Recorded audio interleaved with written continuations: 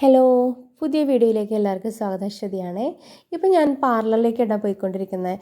മുടി ഒന്ന് സെറ്റ് ചെയ്യണം, ഒരു എൻഗേജ്മെൻറ്റിന് പോകാൻ വേണ്ടിയിട്ടാണ് കേട്ടോ. അപ്പോൾ ഓൾറെഡി സാരിയൊക്കെ കൊടുത്ത് ഫേസിൽ ചെറിയ മേക്കപ്പൊക്കെ ചെയ്ത് ഞങ്ങളിത് പോയിക്കൊണ്ടിരിക്കുകയാണ്. മുടി ഇങ്ങനെ കെരാറ്റിൻ ചെയ്തിട്ട് വളർന്നിട്ട് ബാക്കിയുള്ള മുടിയൊക്കെ ഇങ്ങനെ ചുരുണ്ടിരിക്കുക. അപ്പോൾ നമുക്ക് സാരിക്കൊക്കെ മാച്ചായിട്ടൊന്നും അഴിച്ചിടാനോ ഒന്നും പറ്റില്ല. ഇന്നും ഒരേ ഹെയർ സ്റ്റൈൽ. അപ്പോൾ ഇന്നൊന്ന് മാറ്റിപ്പിടിക്കാമെന്ന് വിചാരിച്ചു. അങ്ങനെ പാർലറിലെത്തി അവർ നന്നായിട്ട് സഹകരിച്ച് പെട്ടെന്ന് എല്ലാം ചെയ്തു തന്നു. പക്ഷേ 10:30 ഇറങ്ങണം എന്ന് വിചാരിച്ചിട്ട് ഞങ്ങൾ ഇറങ്ങിയപ്പോൾ 11 മണിയൊക്കെ കഴിഞ്ഞു കേട്ടോ. കാരണം 10:30 അവിടെ എത്താമെന്ന് പറഞ്ഞതാണ് ഞങ്ങൾ. പക്ഷേ വീട്ടിൽ നിന്ന് ഇറങ്ങിയപ്പോഴും 11:30 കഴിഞ്ഞു.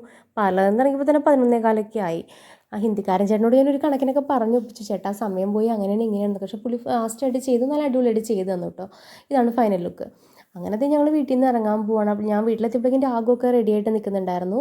അങ്ങനെ ഞങ്ങൾ വീട്ടിൽ നിന്ന് ഇറങ്ങി നല്ല സ്പീഡിൽ 100-100 വീടാണ്. അപ്പോൾ ഇതുണ്ട് ആരാധ്യയുടെ താത്തയുടെ സ്കൂൾ. അപ്പോൾ അതിൻ്റെ ഫ്രണ്ടിൽ കൂടെ ഞങ്ങൾ പോകുന്നത്.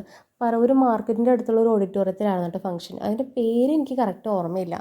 എന്താണെങ്കിലും രണ്ടുപേരും നല്ല ത്രില്ലിലാണ്. കുറേ നാൾ കൂടിയിട്ട് ഒരു ഫംഗ്ഷന് പോവാണ്.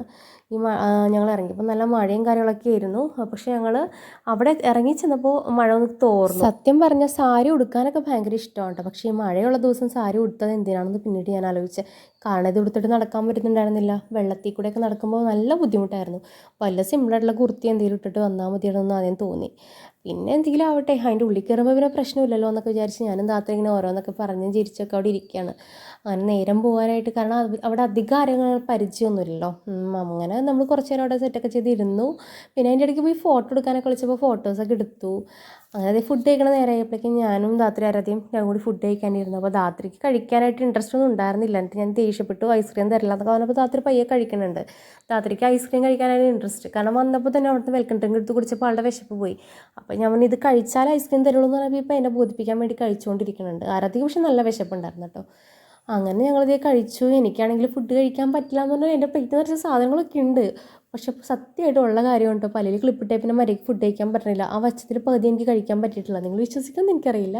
അങ്ങനെ ഫുഡ് അടിയൊക്കെ കഴിഞ്ഞ് ഞങ്ങൾ അവിടെ കുറച്ച് നേരം കാറ്റൊക്കെ കൊണ്ടിരുന്നു. അപ്പോഴേക്ക് ഐസ്ക്രീം കഴിക്കാമെന്ന് പറഞ്ഞു. അപ്പോൾ ഞങ്ങൾ വേഗം പോയിട്ട് ഐസ്ക്രീമൊക്കെ എടുക്കാനായിട്ട് പോയി. ഞാനും ആരാധ്യം ഇടയ്ക്കിടയ്ക്ക് പോയി വീണ്ടും ഐസ്ക്രീമൊക്കെ എടുത്ത് കഴിച്ചു.